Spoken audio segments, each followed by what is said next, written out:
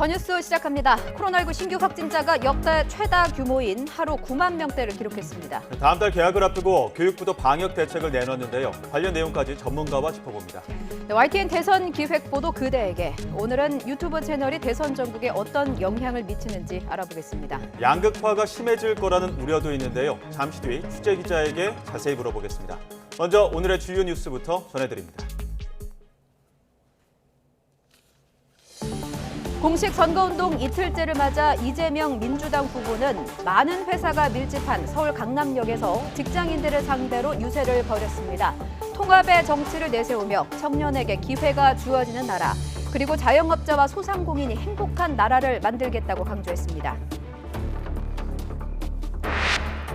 윤석열 국민의힘 후보는 호남에서 시작해 충북과 강원도로 향하는 종단 유세에 나섰습니다. 광주 유세에서 윤 후보는 그동안 민주당이 지역에 해준 게 무엇이 있느냐고 비판한 뒤에 자신은 지역주의를 깨고 국민 화합을 이루겠다고 강조했습니다. 유세버스 내 일산화탄소 중독 추정 사망 사고와 관련해 안철수 국민의당 후보는 예정된 선거운동 일정을 모두 중단하고 희생자 유족들을 만나 위로했습니다. 경찰은 버스 외부 LED 스크린용 자가발전 장치에서 나온 일산화탄소가 내부에 퍼졌을 가능성이 높다고 보고 수사를 벌이고 있습니다. 코로나19 신규 확진자가 처음으로 9만 명을 넘어 역대 최다를 기록했습니다. 정부는 유치원생과 초중고등학생들에게 신속 항원 검사 키트를 무료로 제공하고 매주 2차례 선제 검사를 받도록 권고했습니다. 우크라이나를 둘러싼 군사적 긴장이 고조되면서 정부가 현지 육로를 통한 우리 국민 철수 작업에 속도를 내고 있습니다. 신속한 이동을 위해서 임차 버스를 운영하고 폴란드나 루마니아 등으로 원활하게 입국할 수 있도록 관련국들과의 소통에도 공을 들이고 있습니다. 올해 1월 취업자 수가 1년 전보다 110만 명 넘게 늘며 22년 만에 가장 큰 폭으로 증가했습니다. 기저효과에 더해 정부가 세금을 투입해 일자리를 만들고 수출이 호조를 보인 점 등이 영향을 미친 것으로 분석됩니다.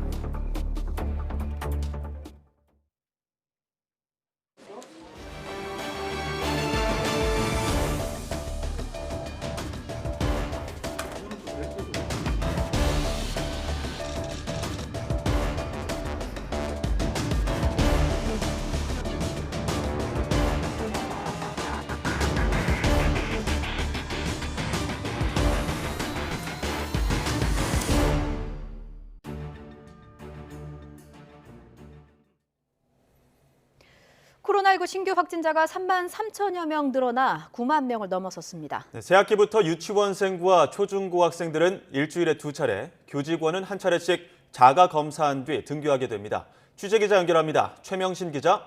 네, 최명신입니다. 예, 신규 확진자 현황부터 전해주시죠. 네, 오늘 0시 기준 코로나19 신규 환자는 9만 443명입니다. 전날보다 무려 3만 3천여 명 폭증했습니다. 일주일 전과 비교하면 1.8배, 2주 전보다는 4.5배, 5주 전보다는 20배 이상 많습니다. 신규 환자는 지난 10일부터 엿새 동안 5만 명대를 유지했습니다. 주말 검사 건수 감소 영향으로 횡보 흐름을 보였었는데 주중 검사 건수가 늘며 5만 명대에서 곧바로 9만 명대로 직행했습니다. 정부는 이달 말이나 다음 달 초 13만에서 17만 명 정도 신규 환자가 발생할 것으로 전망했었는데 가파른 확산세를 고려하면 도달 시기가 앞당겨질 가능성이 커졌습니다. 일부에서는 다음 달 초 하루 최대 36만 명 정도를 예측하기도 하는데요. 전문가들은 유행이 다음 달 정점을 찍을 것으로 보고 있습니다. 위중증 환자는 전날보다 1명 줄어 313명, 사망자는 39명 늘어 누적 7,202명이 됐습니다. 중환자 병상 가동률은 어제 오후 5시 기준으로 전국이 전날보다 0.2%포인트 오른 27%, 수도권이 전날과 같은 26.5%로 나타났습니다.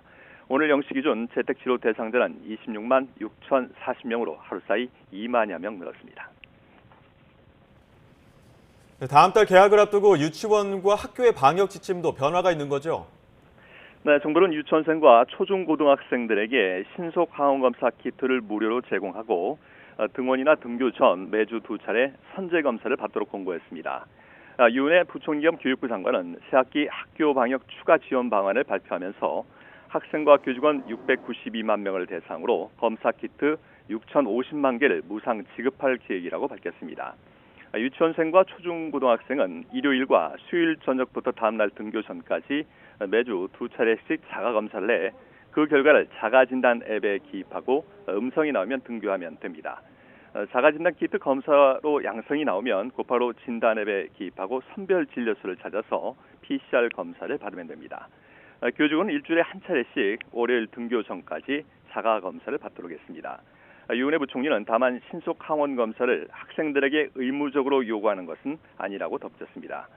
한편 그동안 보건소에서 공무원이 직접 또는 배송업체를 활용해 배송하던 재택치료 키트 배송 방식이 바뀌게 됩니다.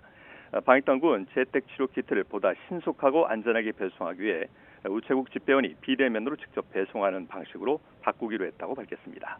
지금까지 사회부에서 YTN 최명신입니다.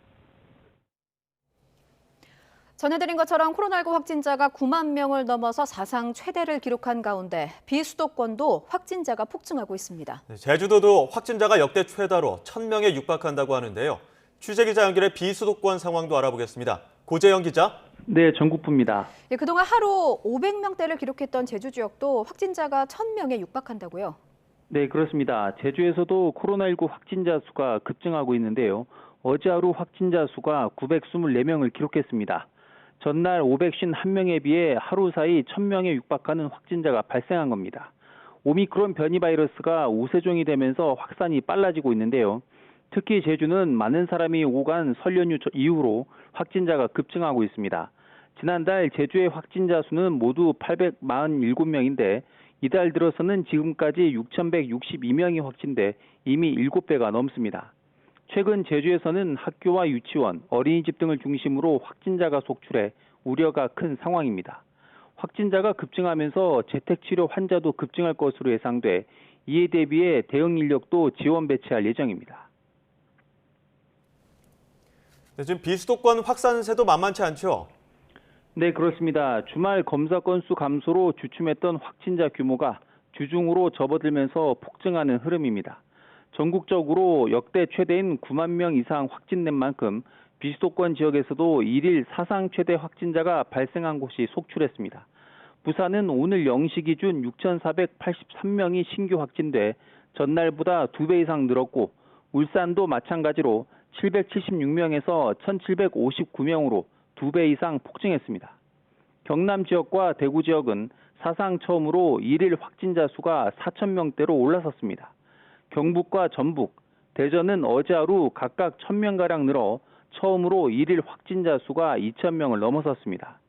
충북과 광주에서도 일일 확진자 수가 처음으로 2,000명을 넘어섰고 전남 지역은 1,930명의 확진자가 발생했는데 의료기관에서 신규 확진자가 무더기 발생했습니다. 지금까지 전국부에서 전해드렸습니다. 재택치료 중인 일반관리군 확진자가 몸에 이상을 느끼면 의료상담센터에 연락해서 상담받을 수 있습니다. 네, 하지만 최근 확진자가 쏟아지는 데다가 담당 업무가 아닌 단순 문의 전화까지 쇄도해 숨 돌릴 틈이 없다고 하는데요. 자세한 분위기 현장 나간 취재기자 통해 들어보겠습니다. 김철희 기자. 네, 서울 동부병원 의료상담센터에 나와 있습니다. 확진자가 급증하면서 의료상담센터도 분주하다고요? 네, 제가 나와 있는 이곳 의료상담센터는 24시간 운영되는 곳입니다. 서울 11개 자치구 17,000여 명의 재택치료자 상담을 맡고 있는데요. 이렇게 많은 치료자의 상담을 맡고 있다 보니 남들이 한숨 돌리는 점심시간에도 전화벨이 쉴 새 없이 울렸습니다. 이곳 핵심 역할은 재택치료자의 의료 상담입니다. 재택치료를 받는 동안 몸에 이상을 느끼고 전화한 이들에게 상담을 제공하는 건데요. 상담센터 간호사들은 재택치료자의 몸 상태를 기록한 뒤 의사에게 보내고 있습니다. 재택치료자가 의사 상담을 요청하면 유선 진료도 받을 수 있습니다. 이를 위해 병원에는 5명의 의사가 하루씩 맡아 교대로 근무하고 있는데요. 전화 상담과 진료 뒤에는 동네 약국에서 약을 받을 수 있습니다. 약국에서 제조한 약은 동거 가족이 대리 수령할 수도 있고요. 혼자 사는 경우라면 보건소에서 약을 받아 환자에게 전달하게 됩니다. 다만 화이자의 먹는 치료제 팍스로비드는 지자체가 지정한 담당 약국에서만 약을 짓고 전달할 수 있습니다. 현재 동부병원에 접수되는 비대면 진료 신청은 하루 350건 정도인데요. 의료상담센터에서 담당하지 않는 행정 문의도 많아 실제 걸려오는 전화는 하루 1,000여 건에 이릅니다. 실제 환자와 상담하는 간호사들도 애로사항이 많다고 하는데요. 직접 들어보시겠습니다. 계속 질문이 생기고 또 저희 입장에서는 그 질문에 대해서 답변을 해드려야 되는 상황이다 보니까 근데 또 그런 것 때문에 뭐 여기가 전화를 안 받는다라고 민원을 넣으시는 분이 간혹 가다가 있다고 하시더라고요. 의료 인력들은 격리 해제 등 행정적인 문의는 보건소로 해달라고 당부하기도 했습니다. 현재 서울 시내에는 모두 3곳의 24시간 재택치료의료상담센터가 운영되고 있는데요. 제가 나와 있는 동부병원뿐 아니라 서울 양천구 서남병원과 서울 동작구 보라매 병원이 자치구를 나눠 서울 지역을 맡고 있습니다. 다른 지역의 의료상담센터 위치와 연락처는 건강보험심사평가원 누리집에 공개돼 있습니다. 재택치료 중에 의료상담이 필요한 시민은 언제든지 연락하셔서 도움받으면 되겠습니다. 지금까지 서울 동부병원 의료상담센터에서 YTN 김철입니다.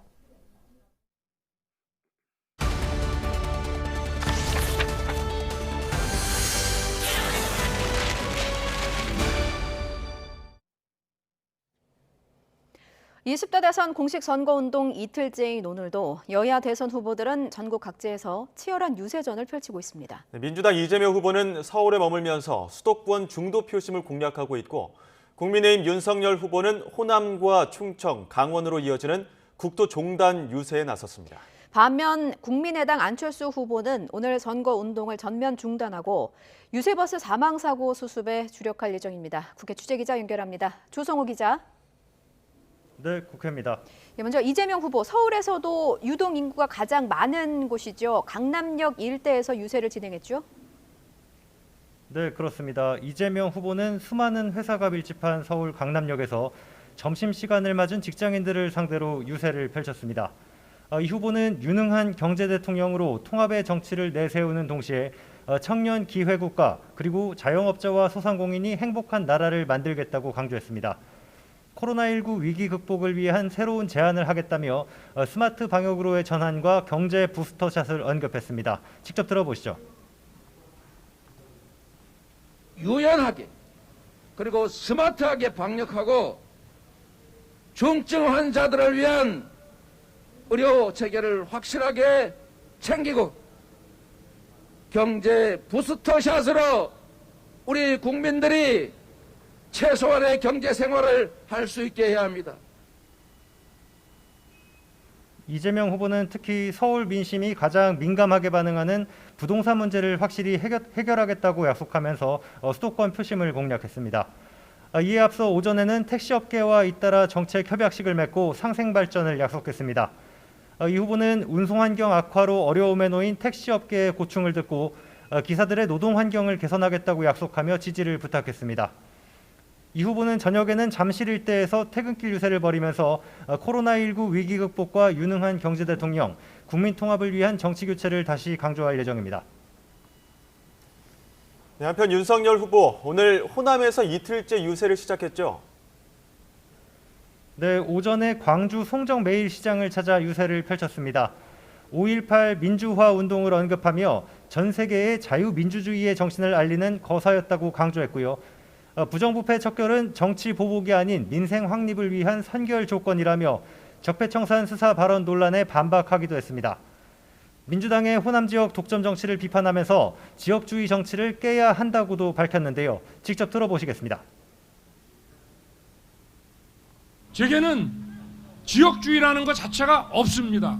정치인들이 만들어 놓은 이 편한 지역구도 이제는 우리가 미래를 위해서 깨야 될 때가 왔습니다. 낮에는 전주역 앞에서 통합하는 대통령이란 주제로 연설하면서 호남 민심의 지지를 호소했습니다. 윤 후보는 어제 서울에서 부산까지 종단하는 유세를 펼친 데 이어 오늘은 호남을 출발해서 충북 청주와 강원도 원주를 잇따라 방문합니다. 청주에선 청주 상당 재보선에 나서는 정우택 후보와 함께 지지를 호소할 예정이고 강원도 원주 유세에선 청년층이 즐겨 찾는 문화의 거리에서 강원도 발전과 번영을 위한 메시지도 내놓습니다. 안철수 후보는 어제 선거운동 과정에서 유세버스 사고로 2명이 숨지는 안타까운 일이 있었는데요. 선거운동 일정을 전면 중단했습니다. 언제쯤 재개할까요? 네, 아직은 알기 어려운 상황입니다. 국민의당 홍경희 대변인은 YTN과 전화통화에서 현재로선 유세 일정에 대한 논의 자체가 부적절한 상황이라며 피해자들과 유가족들을 위로하고 완벽하게 사태가 수습될 때까지 선거운동에 나서지 않을 거라고 전했습니다. 안 후보는 어젯밤 11시부터 4시간 가까이 숨진 선거운동원 등 2명의 빈소가 차려진 천안 단국대병원과 순천향대 천안병원 장례식장을 잇따라 찾았는데요. 고인을 추모하고 유가족들을 위로했습니다. 조문을 마치고 선거운동을 전면 중단하고 원인 규명에 최선을 다하겠다고 말했는데요. 오늘 새벽 안 후보 얘기 들어보시죠. 저희를 도와주시던 분들이 이렇게 불의의 사고를 당해서 정말 황망함을 금할 수가 없습니다. 사고 수습에 저희들이 할 수 있는 모든 일을 다하겠습니다. 안철수 후보는 오늘 오후에도 천안 단국대병원에 마련된 빈소를 다시 한번 찾을 예정입니다. 다른 정당들도 차분한 선거운동을 진행하면서 추모의 뜻을 밝혔습니다.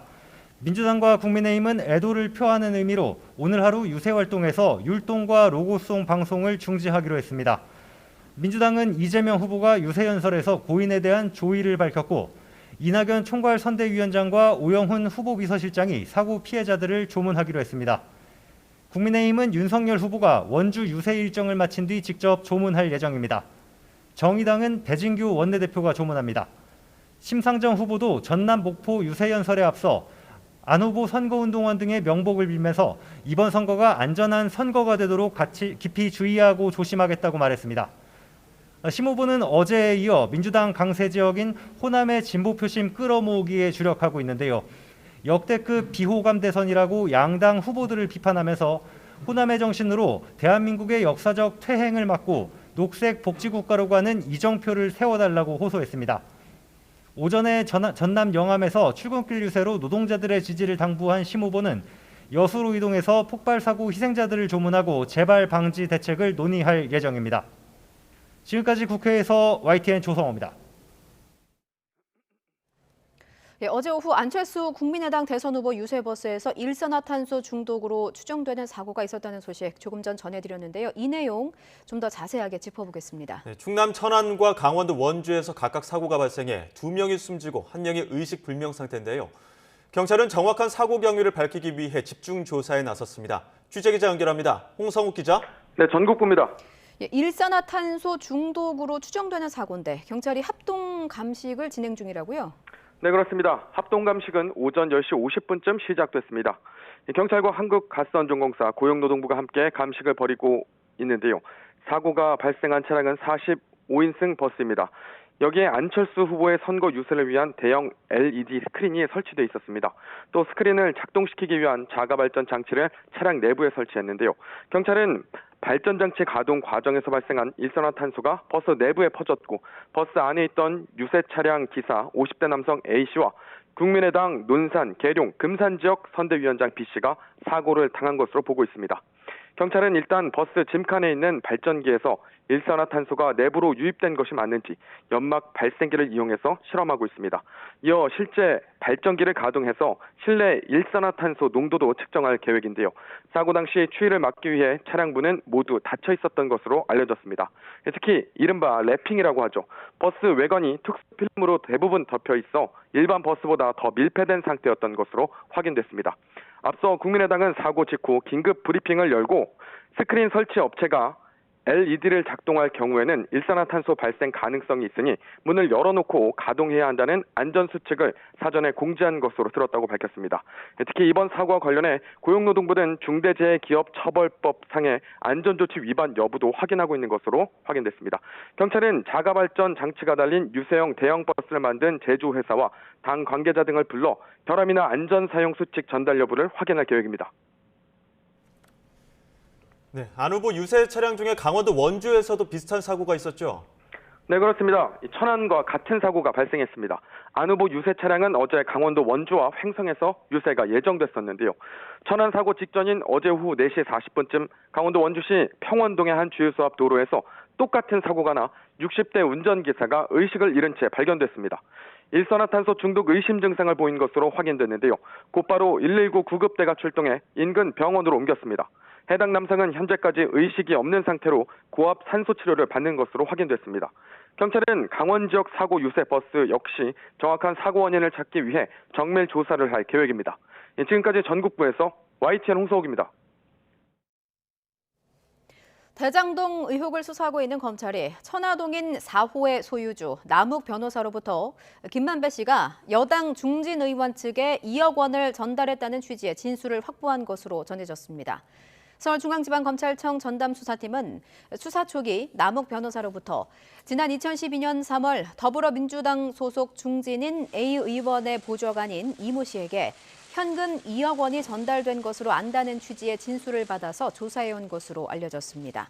남 변호사는 서울 서초동에 있는 음식점에서 화천대유 대주주인 김만배 씨, 김 씨의 언론사 동료인 천화동인 7호 소유주 배모 씨와 함께 식사했고 배 씨가 가지고 온 현금 2억 원을 김 씨가 A 의원에게 주겠다면서 가져간 뒤 보좌관인 이 씨에게 전달했다는 내용을 들었다고 진술한 것으로 전해졌습니다. 또 당시 무소속으로 총선에 출마했던 민주당 출신 B 전 의원에게 몰표를 주기 위해 종교단체에 1억 원을 줘야 한다는 말을 들었다면서 김 씨가 자신에게 1억 원을 받아간 뒤 종교단체에 전달했다고 말했다는 진술도 한 것으로 알려졌습니다. 이와 관련해 검찰 관계자는 녹취록 내용이나 수사기관 진술 등 구체적인 수사 상황에 대해서는 확인해 줄 수 없다면서 다만 수사 과정에서 제기되는 각종 의혹의 진위는 객관적 자료 등을 토대로 확인하거나 확인 중에 있다고 밝혔습니다. 김만배 씨 측도 불법적으로 돈을 준 사실이 전혀 없고 이미 수개월 전에 조사를 받은 내용이라면서 검찰도 관련자들에 대한 조사를 통해 무혐의로 결론 내린 것으로 알고 있다고 말했습니다. 올해 1월 취업자 수가 1년 전보다 100만 명 넘게 늘며 22년 만에 가장 큰 폭으로 증가했습니다. 증감 비교 대상인 지난해 1월 코로나19 고용 충격으로 취업자가 100만 명 가까이 줄면서 올해 증가폭이 크게 나타났습니다. 취재기자 연결합니다. 권남기 기자. 네, 경제부입니다. 네, 올해 1월 취업자가 100만 명 넘게 늘었는데 고용 회복세도 있지만 기저효과 영향도 있다고요? 네, 지난달 취업자 수는 1년 전보다 113만 5천 명 증가했습니다. 외환위기 이후인 지난 2000년 3월 이후 21년 10개월 만에 최대 증가입니다. 기록적인 취업자 증가의 원인으로는 먼저 기저효과가 꼽힙니다. 증감의 비교 대상인 지난해 1월 취업자 수가 코로나 고용 충격에 98만 명 넘게 줄었었기 때문입니다. 비교 대상이 워낙 크게 줄었던 터라 올해 1월 취업자가 그만큼 많이 늘어난 것처럼 보이는 겁니다. 세금을 투입한 정부 직접 일자리도 취업자 수를 늘리는 데 영향을 줬습니다. 지난해 말 홍남기 부총리의 발표 들어보시죠. 취약계층의 지원 강화 측면에서 내년 1월 중 직접 일자리 60만 명 이상의 조기 채용을 추진하고 아울러 고용촉진 장려금 지급 확대도 적극 추진해 나가겠습니다. 네, 실제로 정부 일자리에 영향이 큰 보건복지업에서 무려 25만 명이 늘었고 공공행정 분야도 4만 명이 증가했습니다. 물론 기저효과와 정부 직접 일자리뿐 아니라 비대면 디지털 분야의 발전과 수출 호조 등에 따라 고용 회복세가 계속되는 점도 취업자 수를 늘리는 데 영향을 미쳤습니다. 1월 취업자는 계절 요인을 빼면 지난달과 비교해서도 6만 8천 명이 늘었고 특히 인구 감소 등의 영향이 22개월 연속 줄었던 30대 취업자도 증가세로 돌아섰습니다. 앞서 37개월 연속 감소했던 고용원 있는 자영업자는 지난해 12월에 이어 올해 1월도 늘었습니다. 산업별로 보면 숙박과 음식점업 취업자가 2달 연속 늘었고 제조업과 운수, 창고업 등에서도 취업자가 증가했지만 도소매업은 감소했습니다. 또 일용직 일자리는 9개월 연속 줄며 고용 취약계층의 상황은 여전히 어렵다는 걸 보여줬습니다. 이번 달에 보면 도소매업하고 건설업에서 감소한 영향이 있고 일용직이 많은 도소매업이나 건설업이 지금 지금 상황이 안 좋으니까. 네, 홍남기 부총리는 1월 고용 동향을 두고 개선 흐름이 뚜렷하게 나타나고 있다며 상대적으로 양질의 일자리인 전일제와 상용직 노동자가 고용 개선을 주도하고 있다고 평가했습니다. 지금까지 경제부에서 전해드렸습니다. 횡령 사건 등이 발생한 신라젠과 오스템 임플란트의 주식 거래 재개 여부가 이번 주에 결정됩니다. 최악의 경우 상장 폐지될 수도 있는데 개미 투자자들은 잘못은 회사였는데 왜 우리가 피해를 봐야 하냐며 분통을 터뜨리고 있습니다. 박병한 기자가 보도합니다. 지난달 여의도 한국거래소 앞에 신라젠 소액주주 수백 명이 모였습니다. 신라젠 주식의 상장 폐지는 부당하다며 거래 재개를 촉구했습니다. 신라젠 주식은 지난 2020년 5월 거래 정지됐고 한국거래소 기업심사위원회는 지난달 상장 폐지를 결정했습니다. 3심 중 두 번째인 코스닥 시장위원회가 이번 주에 열려 상장 유지나 폐지 또는 1년 이내 개선기간 부여를 결정할 예정입니다. 한때 코스닥 시가총액 2위까지 올랐던 신라젠의 소액주주 17만여 명은 상장 전에 있었던 횡령건으로 주식 거래가 정지된 것은 거래소 책임이라고 강하게 반발하고 있습니다. 상장 이전에 개인 투자자가 알 수도 없는 일이면은 투자자한테는 한국거래소가 면책을 줘야 됩니다. 내부 직원 횡령 사건으로 지난달 3일 거래가 정지된 오스템 임플란트는 내일까지 상장 적격성 실질심사 대상 여부가 결정됩니다. 실질심사 대상이 되면 기업심사위원회에 올라 상장 유지나 폐지 또는 개선기간 부여가 결정되고 심사 대상에 오르지 않는다면 다음 날부터 바로 거래가 재개됩니다. 상장 적격성 실질심사 대상에서 제외가 된다고 하더라도 주가가 아마 큰 폭으로 하락할 가능성이 매우 높습니다. 사실상 어떠한 결론이 내려진다고 하더라도 이 소액 주주들의 그 주가 하락으로 인한 피해는 불가피할 전망입니다. 소액 주주들은 한국거래소가 제 역할을 하고 있는지 의문을 제기하고 있습니다. 상장 폐지는 기업 문제로 인한 것이지만 1년에 30개 이상 상장 폐지된다는 것은 한국거래소 책임도 분명 있을 겁니다. 이런 가운데 코스피는 오미크론 확산과 우크라이나 사태 등으로 연초보다 300포인트 넘게 하락해 소액 주주들의 마음은 더욱 타들어가고 있습니다. YTN 박병헌입니다. 재발화한 경북 영덕의 산불이 심상치 않습니다. 건조한 날씨에 강풍까지 겹친 악조건에 산불이 빠르게 확산하면서 올해 처음으로 산불 3단계가 발령됐습니다. 취재기자 연결해 상황 알아보겠습니다. 김진두 기자. 네, 김진두입니다. 오전에는 산불 대응이 2단계였는데 3단계로 강화된 거죠? 네, 그렇습니다. 산불 대응은 모두 3단계가 있는데 모든 인력과 장비를 총동원하는 3단계가 발령된 것입니다. 산불은 어제 경북 영덕군 지품면 3마리에서 발생했습니다. 어제 오후에 진화를 완료했는데 강한 바람과 건조한 날씨에 오늘 새벽 2시쯤 재발한 것입니다. 산불이 급격하게 번지자 오늘 오전 산불 2단계를 발령했다가 상황이 더 심각해지자 오후에 단계를 높여서 3단계로 최대한 강화한 것입니다. 산불 3단계는 현장에 초속 7m 이상의 강풍이 불고 예상 피해 면적이 100헥타르에 달하며 진화에 24시간 이상이 소요될 것으로 보일 때 발령됩니다. 산림당국뿐 아니라 인접시군의 군부대, 지자체 가용 인원과 장비에 총 동원령이 내려집니다. 현재 진화 헬기가 36대, 진화 인력은 608명이 투입돼 불길을 잡고 있습니다. 현장에는 통합지휘본부까지 설치됐습니다. 산림당국에서는 최병암 산림청장이, 지자체에서는 이철욱 경북도지사가 총괄 지휘를 맡고 있습니다. 지금까지 YTN 김민두입니다.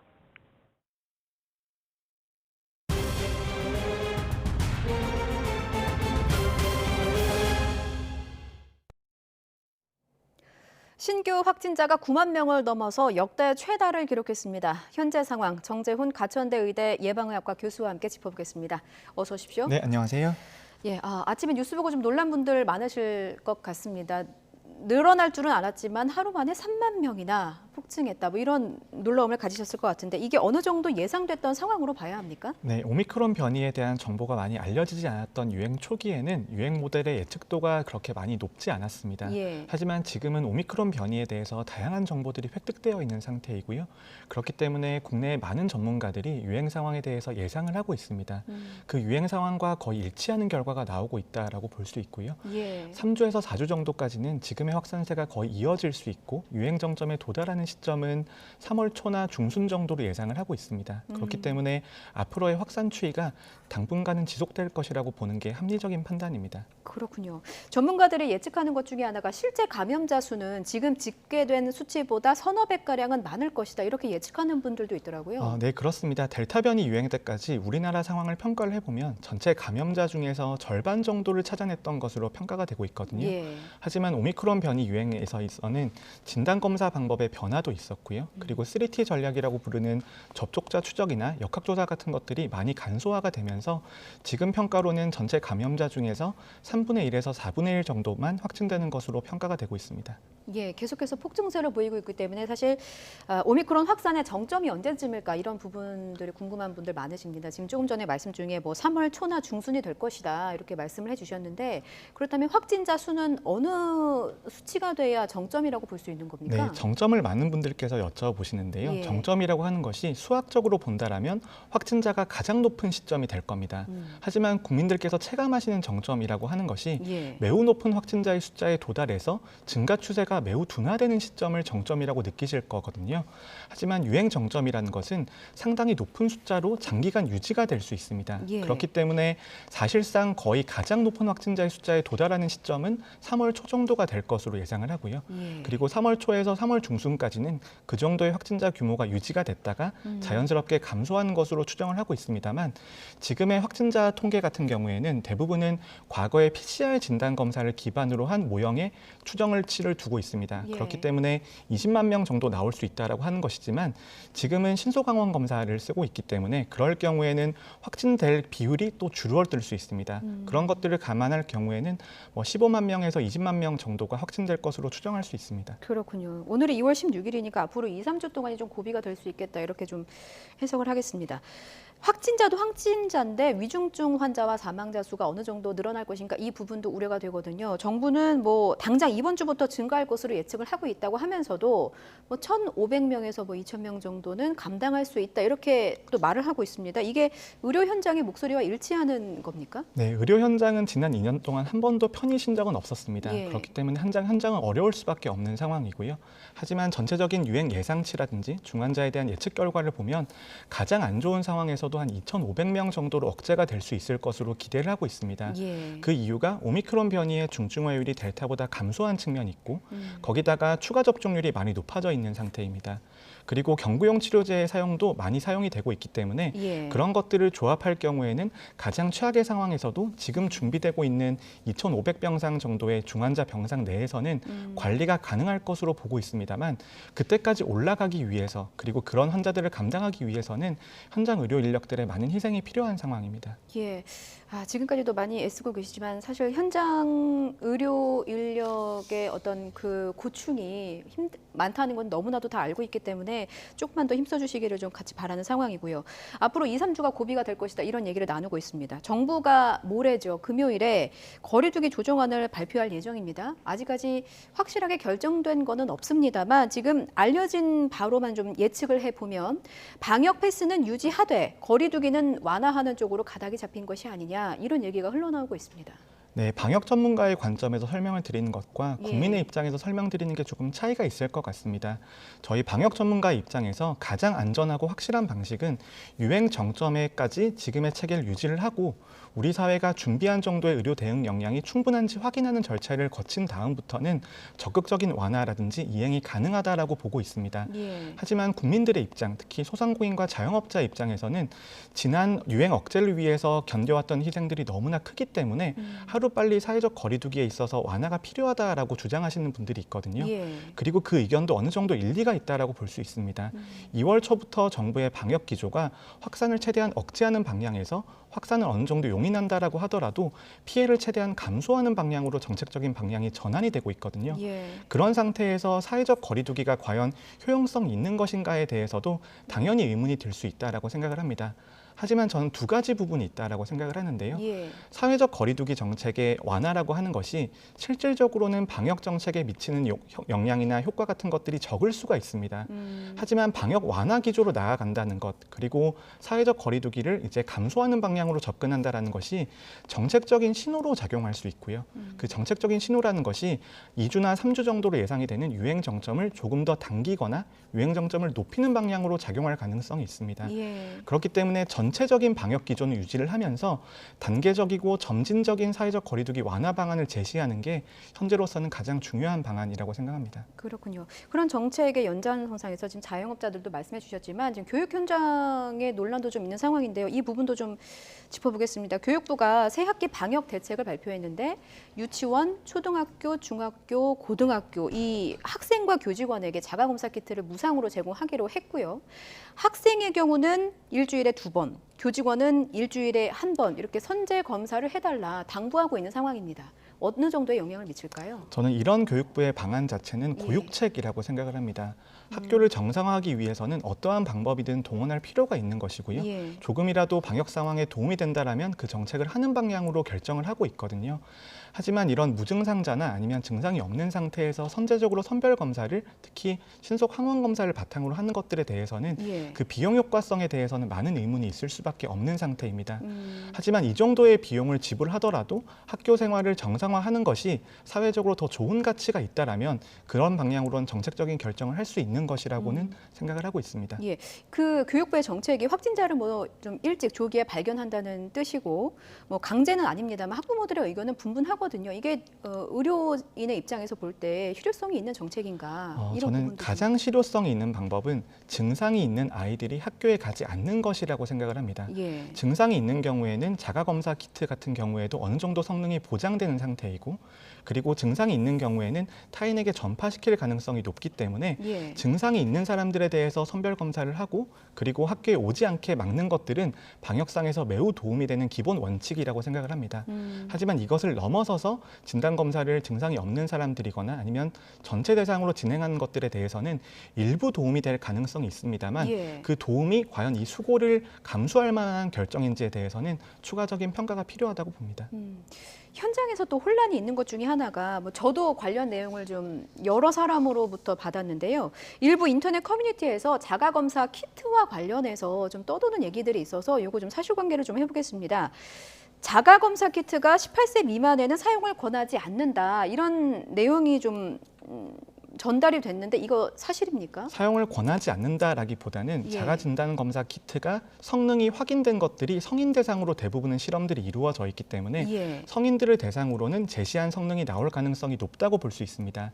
하지만 성인이 아닌 경우에는 자가검체 채취할 경우에는 검체 채취의 정확도가 떨어질 가능성도 있고 검체 키트를 잘 쓸 수 있는지 그리고 검체의 특성이 달라질 수 있기 때문에 성능이 감소할 수 있다라는 그런 내용이 약간 오해가 되는 것 같고요. 그럼에도 불구하고 이런 상황들에서는 충분히 자가진단 검사 키트를 사용은 할 수 있다고 생각을 합니다. 그렇군요.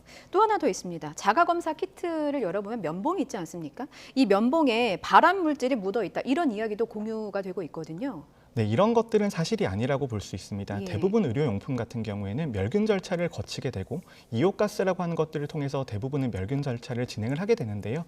잔류 허용치에 대한 엄격한 기준이 존재하고 이미 대부분의 의료기기에선 이런 방법들을 사용을 하고 있기 때문에 이 방법이 추가적인 위험성을 가져오고 온다라고 보긴 어렵습니다.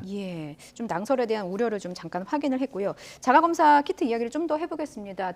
제 주위에서도 이런 사례가 좀 왕왕 발견이 되는데 최근 그 자가검사 키트 의심 증상이 있어서 자가검사 키트를 했는데 거기서는 음성이 나왔다가 PCR 검사를 하니까 양성이 나온 경우가 있습니다. 네, 자가검사 키트 같은 경우에는 아무래도 민감도가 PCR 검사에 비해서 많이 떨어질 수밖에 없고요. 특히 증상이 있는 상태에서 검사를 하시면 어느 정도의 성능이 보장이 되지만 증상이 없고 특히 호흡기 증상도 없는 상태에서 검사를 하시게 되면 성능이 많이 떨어지는 것으로 나와 있습니다. 그렇다면 PCR 진단검사보다 성능이 많이 떨어지는 이런 검사 방법을 왜 사용하는지에 대해서 의문이 생기실 수밖에 없는데요. 지금의 양성률의 상황에서는 PCR 기반의 검사 체계를 유지할 가능성이 없고 그렇기 때문에 어쩔 수 없이 성능이 조금 떨어지지만 신속하게 사용할 수 있고 많이 사용할 수 있는 검사 방법을 선택하고 있다. 이렇게 이해하셔야 됩니다. 신속하게 검사할 수 있기는 하지만 이게 뭐 어떤 보건소로부터 공지 문자를 받았다든지 이렇지 않으면 PCR 검사를 할 수는 없게 돼 있더라고요. 그렇다면 이 자가검사 키트 정확성에 대한 의구심은 커질 수밖에 없는데 이 자가검사 키트가 식약처 허가 기준이 이렇다고 해요. 민감도 90% 이상. 특이도 99% 이상 이 부분을 충족한 제품이 아닙니까? 자가진단 검사 키트의 기준 같은 경우에는 예. 업체가 자체적으로 설정한 기준들이기도 하고요. 그리고 검사의 성능을 제출하는 과정에서도 업체에서 자체적으로 측정한 결과를 바탕으로 제시를 하고 있습니다. 그렇기 예. 때문에 이런 결과가 있고, 그리고 검사의 성능이라고 하는 것이 상황에 따라서 많이 달라질 수 있거든요. 특히 무증상자나 경증을 대상으로 할 경우에는 더 성능이 떨어지는 것으로 나와 있습니다. 예. 이거 하나만 더 여쭙겠습니다. 증상이 의심이 된다면 계속 자가검사 키트를 하기보다는 자비로라도 PCR 검사를 하는 것이 더 나은 겁니까? 결정이 조금 어려운 부분이기도 한데요. 예. 저는 증상이 있으신 경우에는 저는 신속 진단 키트를 사용하는 것이 도움이 될 수 있다고 생각을 예. 합니다. 하지만 증상이 없으신 상태에서 역학적인 관련성 때문에 검사를 원하신다라면 저는 PCR 검사를 더 권유를 드립니다. 예. 만약에 양성이 나왔다면 검사비를 돌려받을 수 있다는 점, 이 점을 알려드리면서 오늘 교수님 말씀 여기까지 듣도록 하겠습니다. 지금까지 정재용 가천대의대 예방의학과 교수였습니다. 말씀 잘 들었습니다. 네, 감사합니다.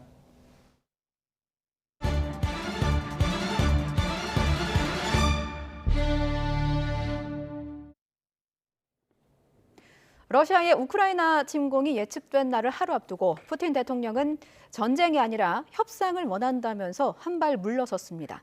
실제로 일부 러시아 군대가 철수하고 있지만 서방 측은 우크라이나 사태와 관련한 고무적인 상황 변화는 없다면서 긴장을 늦추지 않고 있습니다. 이상순 기자입니다.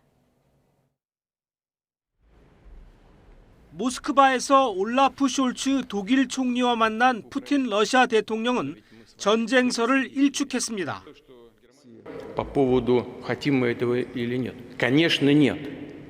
Именно поэтому мы и выдвинули предложение о переговорном процессе, результатом которого 함께 회담한 숄츠 총리도 유럽에서 절대로 전쟁은 안 된다면서 외교적 해결을 강조했습니다.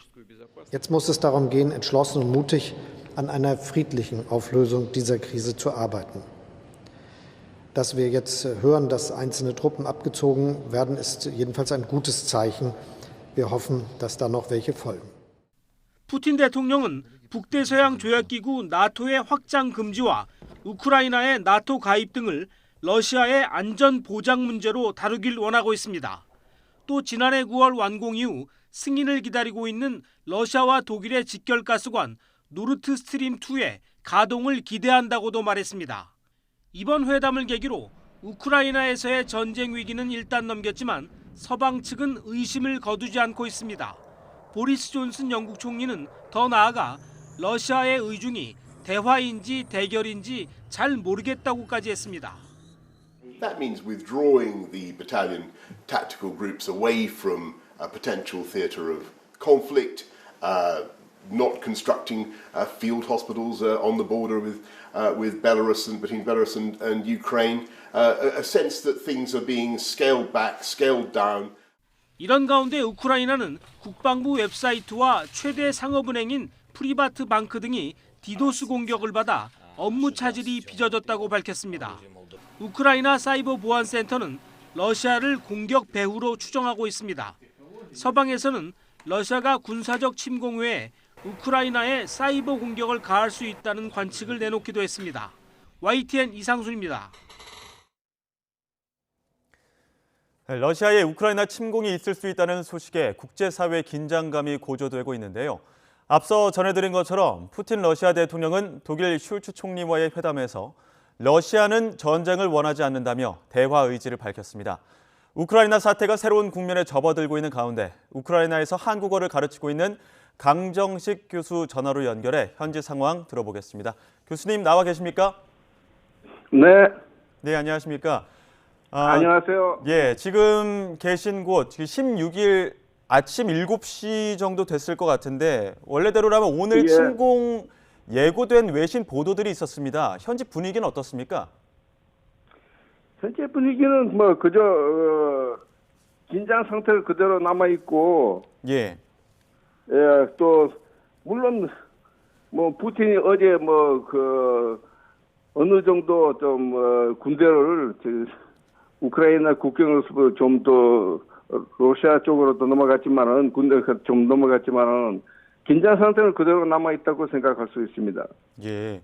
보통 그 전쟁이라든지 나라에 위급한 상황이 생기면 뭐 사재기 이런 것들도 있는데 그러한 분위기는 목격되지 않습니까?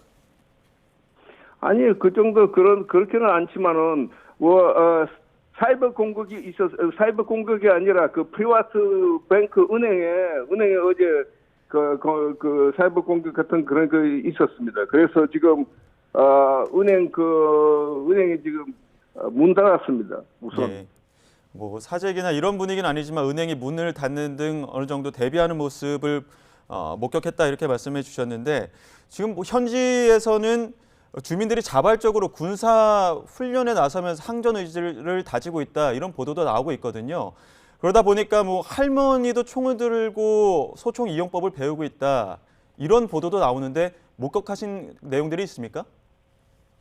예, 우크라이나인들은 끝까지 목숨 바치고 다 싸우겠다 그런 의지를 나타내고 있습니다. 그래서 지금 준비는 하고 있습니다. 왜냐하면은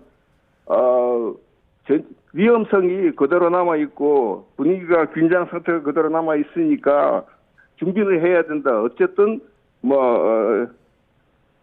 침착한 행동을 하면서 그러나 준비는 해야 된다. 항전 이런 얘기 나왔거든요. 예, 그러니까 항전에 대한 대비를 해야 된다 이런 분위기가 목격되고 있다 이렇게 말씀해 주셨는데 실제로도 남녀노소 할머니까지 소총 훈련법을 하는 그런 모습들도 있습니까? 있습니다. 예. 앞서 교수님께서도 말씀해 주셨지만 러시아군이 우크라이나 접경 지역에서 병력을 일부 철수했다 이런 소식도 전해지고 있습니다. 그런데 또 일각에서는 뒤로 또 이면으로는 다른 계획이 있을지 모른다 이런 의구심을 품기도 하고요. 또 경계를 풀지 않는 분위기도 있는데 이런 것도 마찬가지입니까? 마찬가지입니다. 그러나 일부 지금 어떤 소식이 나오고 있는가 하면은 그런 남쪽에서 그 마리우폴 그 아조브해 흑해 그쪽에서 침공이 침공할 수 있다 뭐 그런 소식도 나오고 하지만은 우선은 지금 내 생각에는 아마 어쨌든 푸틴 대통령이 협상으로 문제를 해결해야 된다 이런 말도 하고 자기는 전쟁을 원하지 않는다 이런 이야기도 많이 나오고 있습니다. 예, 푸틴 대통령은 협상으로 문제를 해결해야 된다 이렇게 하고는 있지만 미국 일부 보도를 보면은 우크라이나에 있는 미국인들 당장 떠나야 한다 이런 보도들도 있고요. 실제로 우크라이나에서 엑소더스, 그러니까 대탈출이 본격화하는 분위기다 이런 것들도 감지된다고 하는데 현지 분위기 어떻습니까? 현재 분위기는 외교관들만 지금 예를 들어서 미국 그 대사관, 영국 대사관, 네덜란드 대사관 이런 대사관들이 지금 다 자기 직원들 일부 직원들 그 외에 가족들을 다 지금 다 철수하고 있습니다. 이 리비브 서쪽 우크라이나 서쪽에 있는 도시 리비브 쪽으로 지금 한국 대사관도 마찬가지입니다. 버스를 하나 고용해가지고 일부 교민들이나 가족들을 좀 그 리비브 쪽으로 아마 철수하려고 하고 있습니다. 예, 각국 대사관들은 이렇게 지금 탈출을 시도하고 있는 분위기인데.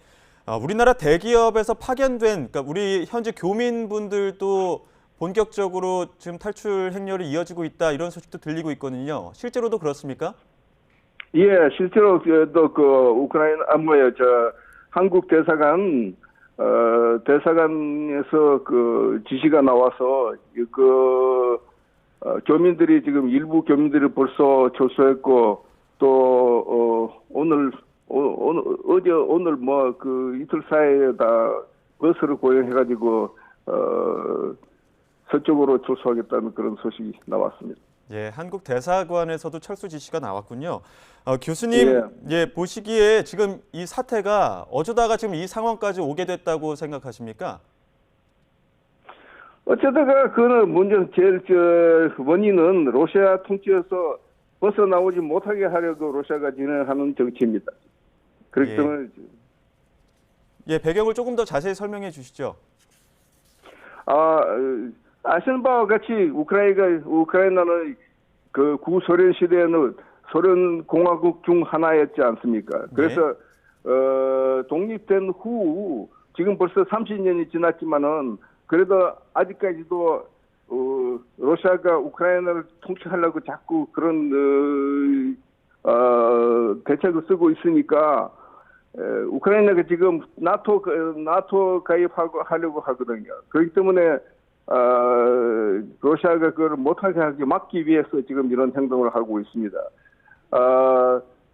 우크라이나가 독립 후에 그 핵무기를 다 바치지 않습니까? 다 줬거든요, 다.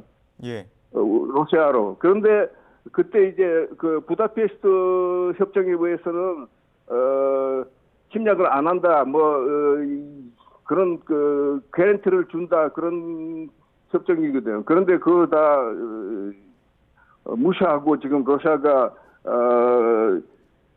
크리미아 반도도 합병하고 그다음에 지금 그 도네츠크 지역에도 침략도 했지 않습니까? 그래서 도네츠크 지역 어느 정도도 점령했습니다. 그렇기 때문에 자기들은 지키지 않고 그 협정을 부다페스트 협정을 지키지 않고 자기 그 통치에서 러시아 통치에서 못 벗어나기 위해서 지금 이런 행동을 하고 있거든요. 그렇기 때문에 우크라이나는 지금 우크라이나가 이런 고개에 들어와 있습니다. 지금 러시아 통치해 그쪽으로 넘어가나 그렇지 않으면 어쨌든 유럽으로 가입해가지고 유럽 연합으로 가입하는 그런 길을 찾는가 지금 그런 길로 가는가 하는 그런 지금 아주 중요한 시기라고 지금 생각합니다. 예, 알겠습니다. 중요한 시기에 우크라이나 사태에 대한 역사적 배경까지 짚어봤습니다. 지금까지 우크라이나에서 한국어를 가르치고 있는 강정식 교수님과 이야기 나눴습니다. 교수님, 오늘 말씀 고맙습니다. 예.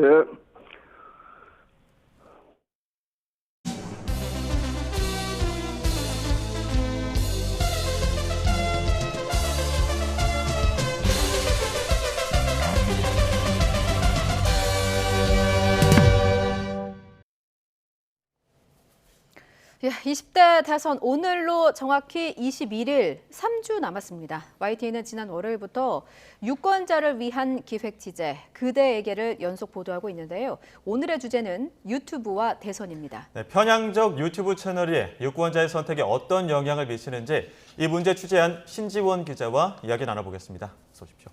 안녕하세요. 네, 유튜브 많이 보시나요?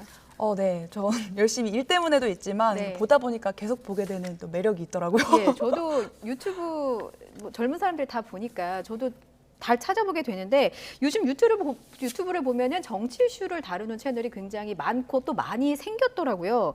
대선을 앞두고 이런 채널들이 구독자 수라고 하죠. 좀 많이 늘었다고 하는데 맞습니까?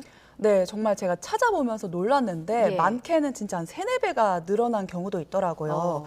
이런 채널들이 이제 선거를 앞두고 이제 주로 후보자 본인이나 가족, 캠프, 관계자에 관한 의혹들을 많이 제기를 하는데 진보, 보수 할 것 없이 양쪽 진영을 지지하는 유튜브 채널 구독자들이 모두 많습니다. 최근에 일례로 윤석열 국민의힘 대선 후보의 배우자 녹취록을 공개를 했던 서울의 소리를 봤더니 1월 7일 녹취록이 공개되기 직전인 1월 7일만 해도 60만 명대였는데 불과 2주 만에 10만 명이 늘어났어요. 그래서 급진적으로 이제 구독자가 많이 늘어나는 성향을 볼 수 있었고요. 또 열린공감 TV라고 해서 이제 진보 성향의 유튜브 채널로 알려져 있는데 지난해 6월 기준으로 한 22만 명 수준이었다가 8개월 만에 무려 340%가 구독자가 급증한 모습이었습니다. 또 보수 성향 유튜브 채널로는 이제 가로세로 연구소가 있죠. 근데 어제 기준으로 한 85만 명 정도 구독자 수가 되더라고요. 지난해보다 한 30% 가까이 증가한 그 모습입니다. 이런 인터넷 정치 방송은 아무래도 의혹이 제기되거나 갈등 국면이 나타날 때마다 구독자가 크게 늘어나는 경향을 보였습니다. 그런데 이런 개인 방송뿐만 아니라 최근에는 이제 대선 후보들도 코로나19 때문에 이제 비대면 홍보를 해야 되다 보니까 유튜브 채널을 활용하는 경우가 많았는데요.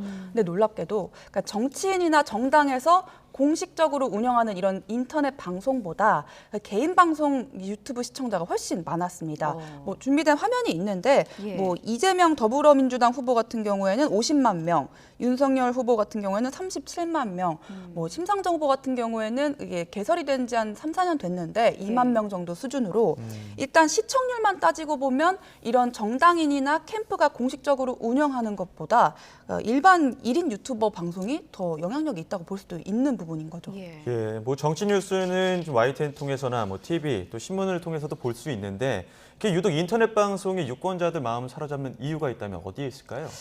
네, 아무래도 제가 이게 취재를 하면서 길거리에서 시민분들을 이제 붙잡고 좀 여쭤봤어요. 그랬더니 거의 3분 중에 1분꼴로 이제 난 TV보다 유튜브 방송이 더 좋고 재밌다. 근데 이 부분은 직접 한번 시민분 목소리를 들어보는 게 좋을 것 같아서 준비해봤습니다. 텔레비에서는 그냥 그 큰 것만 나오고 유튜브에는 우리가 몰랐던 부분, 소소한 부분도 우리가 좀 알고 싶잖아.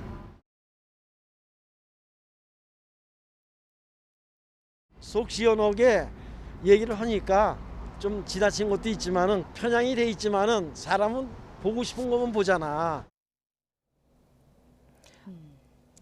네, 이렇게 그 시민 한 분이 이제 조금 전에 이제 나는 사람은 보고 싶은 것만 보는 심리가 있지 않냐 이렇게 말씀을 하셨는데 그런 그 사람의 욕구를 정확하게 겨냥을 한 게 이제 미국의 민간 기업이죠. 검색 엔진을 운영하는 구글이 운영하는 알고리즘 체계입니다. 이제 내가 시청한 내역이나 검색 기록, 뭐 좋아요를 누른다던가 내가 오랫동안 본 동영상이 무엇인지를 분석을 해서 좋아할 만한 것만 골라서 이제 보여주는 거죠. 근데 문제는 이게 법적으로 제재할 방법이 없고 무방비로 노출될 수 없는 거다 보니까 더욱더 이런 게 강화되는 건데요. 이와 관련해서 한번 전문가 인터뷰 한번 들어보시겠습니다. 알고리즘 컴퓨터에 의해서 자신도 알지 못하는 사이에서 계속해서 비슷한 콘텐츠를 계속해서 소비를 하면서 아무래도 양극화가 심해질 수밖에 없겠죠. 남녀노소 구독자가 늘어나는 상황에서 지금 전문가가 정치 양극화라는 표현을 썼는데 구체적으로 유권자들에게 어떤 영향을 준다는 겁니까? 네, 이제 정치 양극화라는 게 크게 두 가지 개념으로 이제 설명을 드릴 수가 있을 것 같은데요. 첫 번째는 이제 정당이나 정책의 이념적 거리, 그러니까 뭐 더불어민주당, 국민의힘, 정의당, 국민의당 이렇게 여러 가지 정당이 있는데 각 정당이 뭐 외교 안보, 경제, 뭐 복지 정책을 어떻게 다르게 내고 있고 이념적으로 각각 어느 위치에 있는지를 좀 더 분명하게 인식할 수 있는가 이런 게 있고 근데 문제는 이런 인식이 내가 지지하는 정당을 훨씬 더 좋아하고 내가 좀 반대하는 정당을 더 많이 싫어하는 이런 정서적인 양극화까지 번지고 있다는 거예요.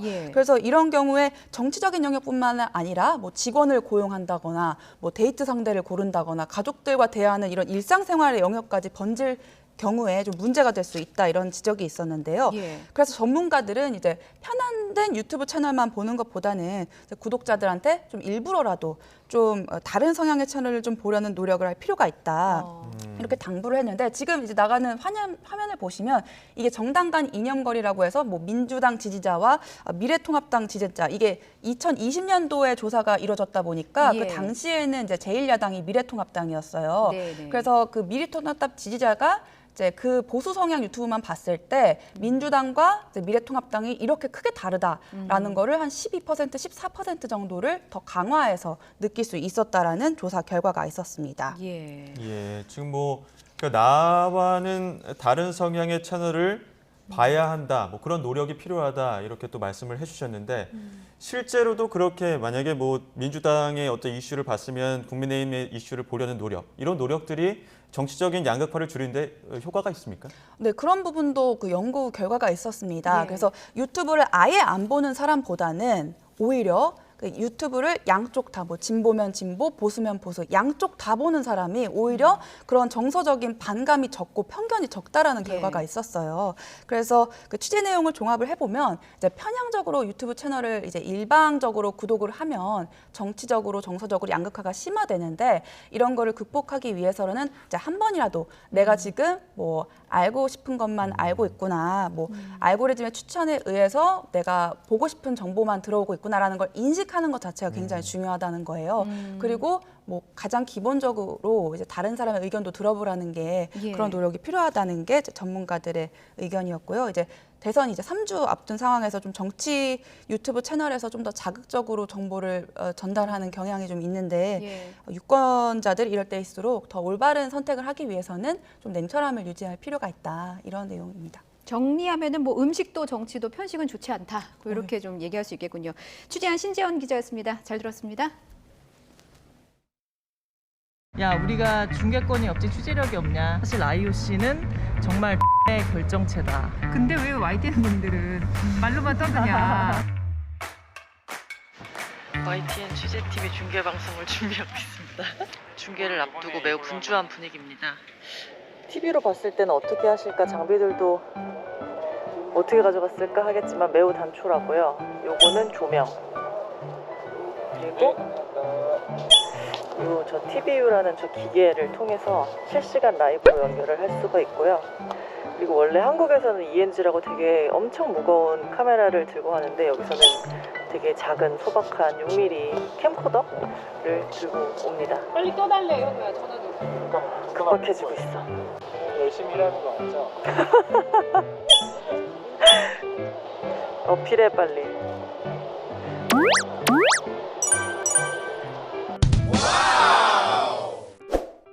베이징 현지 연결해서 올림픽 소식 알아보겠습니다. 이지은 기자. 네, 베이징입니다. 특유의 폭발적인 부스터를 단 것 같은 아웃코스 질주로 경쟁자들을 한 명씩 제치기 시작했는데요. YTN 올림픽 보도는 과연 왜 이런 것인가?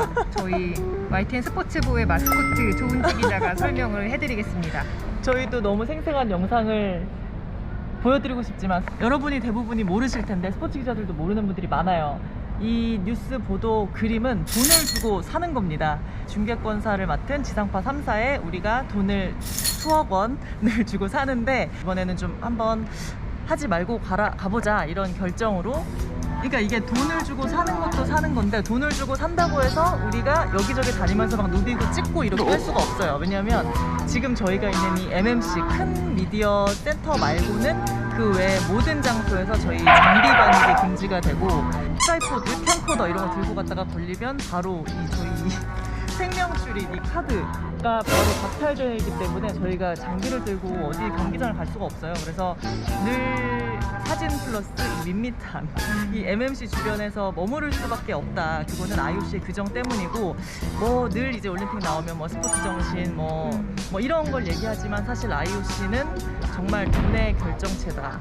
돈, 이익과 끄덕끄덕 이익과 돈, 무조건 돈을 위해 움직이고 그 돈 IOC 예산의 한 70% 넘더라고요. 그거를 제공하는 중계권사, 그들의 말을 들을 수밖에 없고 그들과 이제 운명 공동체처럼 움직인다. 그렇기 때문에 그들의 이익을 최대한 보장하는 쪽으로 운영이 될 수밖에 없어서 저희 같은 비중계권사들은 여기 오면 거의 되게 최하층에 지금 대우를 받고 많은 서러움을 겪고 있습니다. 하지만 저희는 주눅들지 않겠습니다.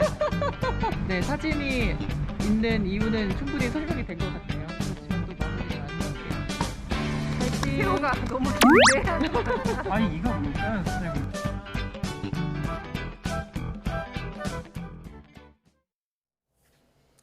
매서운 한파가 기승을 부리고 있습니다. 네, 밤사이 서해안과 제주도에는 많은 눈이 내린다고 하는데요. 기상캐스터 연결해 자세한 날씨 알아보겠습니다. 원희다 캐스터. 네, 원희다입니다. 네, 오늘 많이 춥던데 낮에도 영하권이라고요?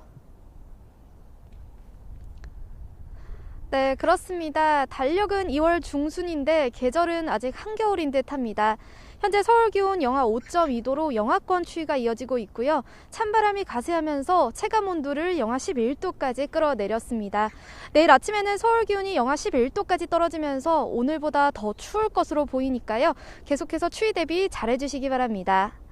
오늘 눈 소식이 있는 충청과 호남, 제주는 흐리지만 그 밖의 지역은 대체로 맑은 날씨가 이어지고 있습니다. 특히 서울 등 수도권과 동쪽 지역은 대기가 무척 건조한 만큼 불씨 관리 철저히 해주시기 바랍니다. 강추위 속 호남과 제주도에는 눈이 내리고 있습니다. 앞으로 서해상에서 강한 눈구름대가 다시 유입되면서 이들 지역에 많은 눈이 내릴 것으로 보이는데요. 내일 오전까지 제주 산간에 최고 10cm, 내일 새벽까지 호남 서부에 최고 7cm, 그 밖에 충청과 호남에도 1에서 5cm의 눈이 내려 쌓이겠습니다. 보행자와 운전자 모두 빙판길 사고에 각별히 유의하시기 바랍니다. 서울 등 중부 내륙과 경북 북부 내륙에 한파주의보가 내려진 가운데 내일 아침 막바지 추위가 절정에 달하겠습니다. 서울 영하 11도, 춘천 영하 14도, 대구 영하 8도, 광주 영하 5도가 예상됩니다. 내일 낮 기온은 서울 0도, 대전 2도, 광주 2도에 그치겠고 찬바람의 체감온도는 이보다 4, 5도가량 더 낮겠습니다.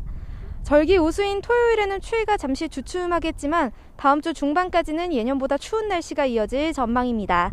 이번 겨울 막바지 한파가 기승을 부리면서 감기 가능 지수도 높음에서 매우 높은 단계에 보이고 있습니다. 건강관리 잘해주시기 바랍니다. 지금까지 YTN 원희다입니다. 공식 선거운동 이틀째입니다. 하지만 유세 중에 안타까운 소식이 들려오면서 오늘은 조용한 유세가 이어질 것으로 보입니다. 애도를 표하는 의미로 모두 선거 음악과 율동 없이 유세를 실시한다고 밝혔는데요. 후보들 일정까지 잠시 후 여야 의원 모시고 이야기 나눠보겠습니다. 잠시 후 더 뉴스 2부로 돌아오겠습니다.